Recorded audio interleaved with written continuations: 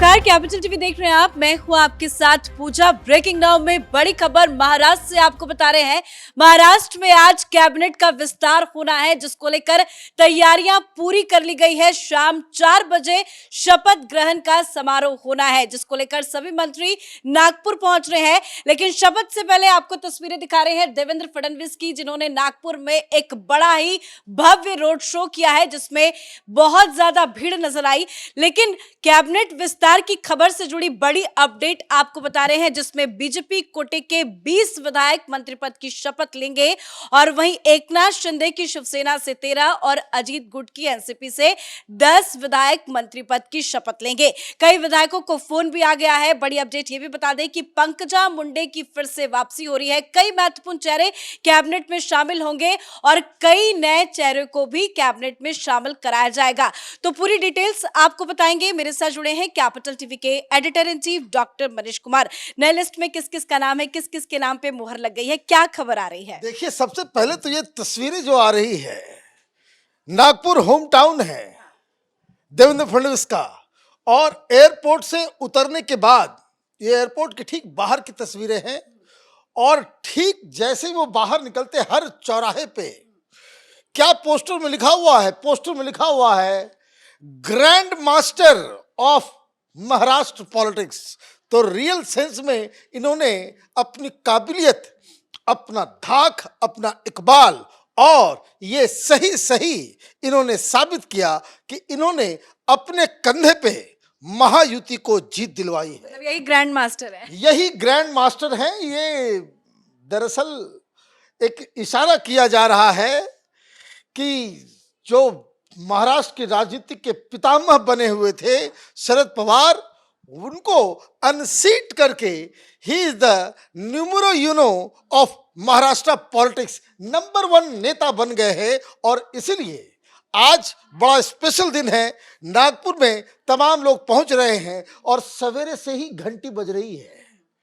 अलग अलग लोगों के सारे लोग फोन के आगे बैठे इंतजार कर रहे हैं कि कब फोन आए, बुलावा आए और शपथ ग्रहण के लिए जो नया शेरवानी लोगों ने नया जो कपड़ा सिलवाया है उसको इस्तेमाल करें। तो 4 बजे ये सारी चीजें होंगी। बहुत सारे विधायकों को फोन भी गया है, तो कौन कौन से वो नाम है जिनको फोन गया? कंफर्मेशन किन किन के नामों पर बताया जाए? देखिए, पहले ये समझ लीजिए कि विवाद कुछ अंदर चल रहा था।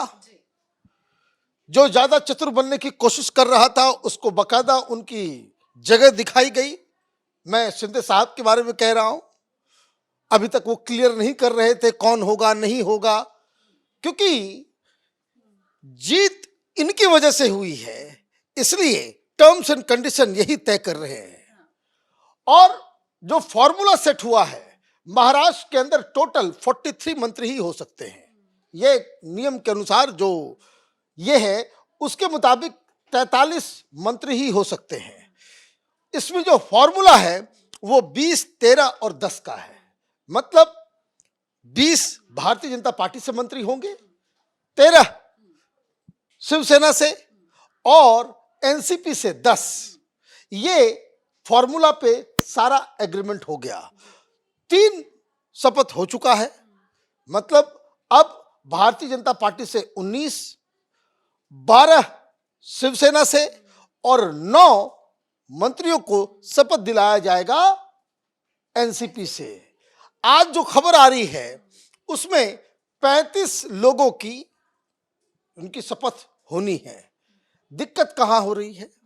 दिक्कत शिवसेना के अंदर हो रही है। मैं उस पर आऊंगा, लेकिन एक बड़ा ही इंटरेस्टिंग नाम जो बताया जाता है कि उनके साथ अच्छे रिश्ते नहीं हैं देवेंद्र फडणवीस के, पंकजा मुंडे। पंकजा मुंडे पिछली बार वो मंत्रिमंडल में उनको जगह नहीं दी गई थी, इस बार जगह दी गई है। कैपिटल टीवी के दर्शकों को याद होगा, लगातार जो हम लोग प्रोग्राम करते आ रहे हैं, मैंने उसमें कहा था कि पंकजा मुंडे न सिर्फ मंत्री बनेगी बल्कि वो एक इंपॉर्टेंट मंत्रालय उनको दिया जाएगा, क्योंकि इस जीत के अंदर पंकजा मुंडे का भी बहुत अहम रोल रहा है। जैसा कि पूरा जो कैंपेन का जो स्ट्रेटजी तैयार किया गया था आरएसएस के द्वारा, जगह जगह कैंपेन आरएसएस ने डिजाइन किया था।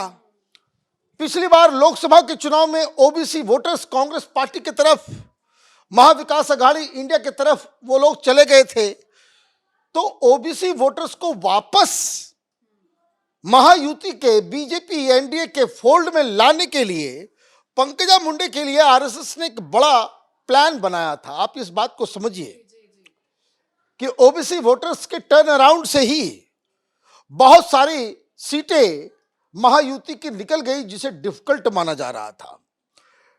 टारगेट 80 सीट के ऊपर किया गया था और उस 80 सीट को जीतने में पंकजा मुंडे का बहुत इंपॉर्टेंट रोल रहा। इस तरह से होता नहीं है। उनकी डिमांड भी बहुत ज्यादा थी। यस, जहां जहां गांव में लोग कह रहे थे, ओबीसी समुदाय की तरफ से कहा जा रहा था कि पंकजा मुंडे को भेजो, और डिमांड इस तरीके से थी कि पंकजा मुंडे को एक अलग से हेलीकॉप्टर, ये बड़े बड़े लीडर जो केंद्र के लीडर हैं उनको इस तरह की सुविधा दी जाती है, लेकिन पंकजा मुंडे को एक हेलीकॉप्टर दे दिया गया।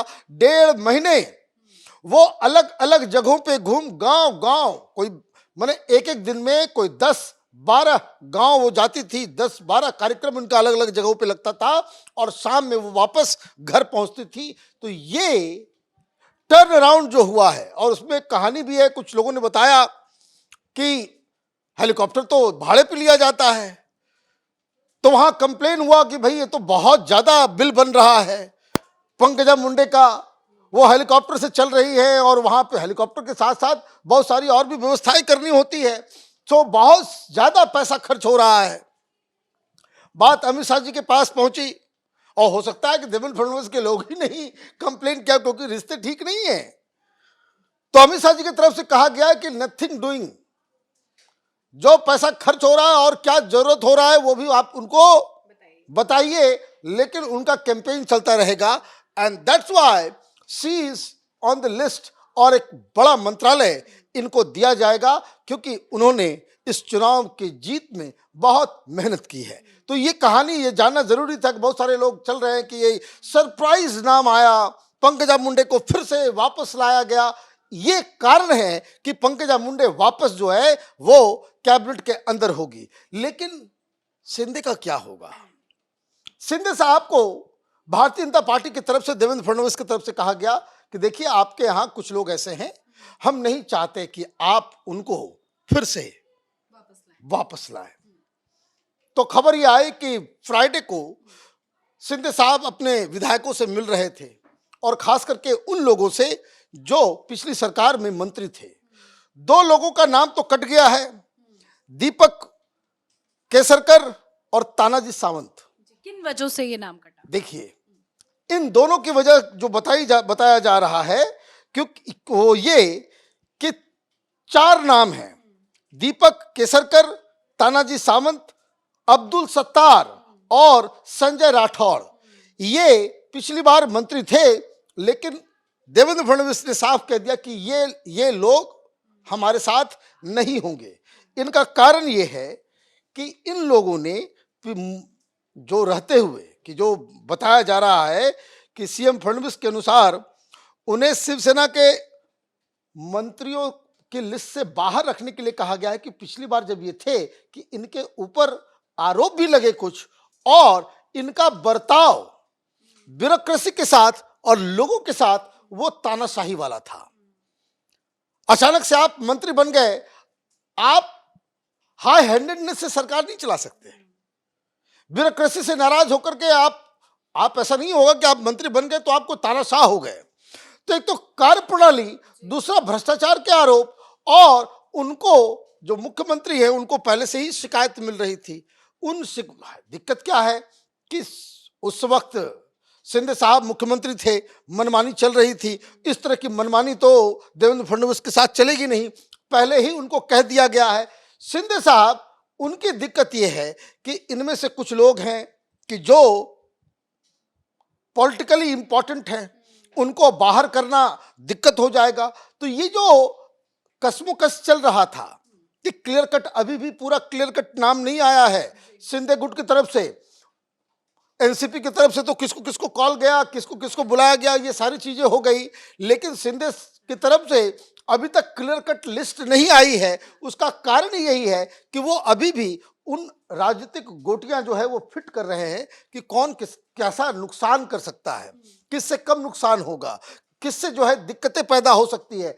तो ये मुझे लग रहा है कि ये कुछ नए चेहरे भी देखने को मिलेंगे। बिल्कुल नए चेहरे मिल रहे हैं, बहुत सारे नए चेहरे मिल रहे हैं इस कैबिनेट के अंदर में। और अब जैसे 4-4 नाम शिंदे साहब से हटा दिया गया तो 4 तो नहीं आएंगे। तो दिक्कत ये हो रहा है कि